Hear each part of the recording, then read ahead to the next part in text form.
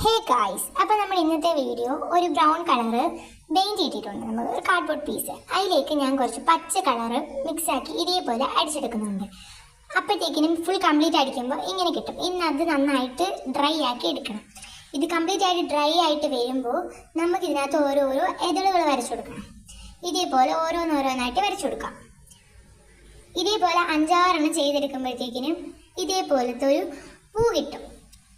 ഇതേപോലെ 5-6 പൂക്കൾ വരച്ചു കൊടുക്കുമ്പോൾ കാണാൻ തന്നെ ഒരു ഭംഗിയായിരിക്കും. അപ്പോൾ നമുക്ക് ഇതേപോലെ 5-6 പൂക്കൾ വരച്ചു കൊടുക്കാം. ഇത് വളരെ എളുപ്പം സിമ്പിളായിട്ട് ചെയ്യാൻ പറ്റിയതാണ്. ഇതേപോലത്തെ ബ്രഷ് ഉണ്ടെങ്കിൽ എളുപ്പം ചെയ്തെടുക്കാൻ പറ്റിയിട്ടുള്ള ഒരു പെയിൻറ്റിംഗ് ആണ് കേട്ടോ.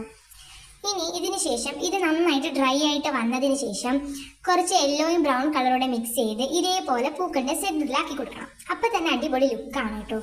ഒരു പിൻട്രസ്റ്റ് ലുക്കായിട്ട് കിട്ടും. ഇനി നമുക്ക് കുറച്ചും കൂടെ ഭംഗിയാക്കാൻ വേണ്ടിയിട്ട് കുറച്ച് സ്റ്റെംസും ലീവ്സ് വരച്ചെടുക്കണം.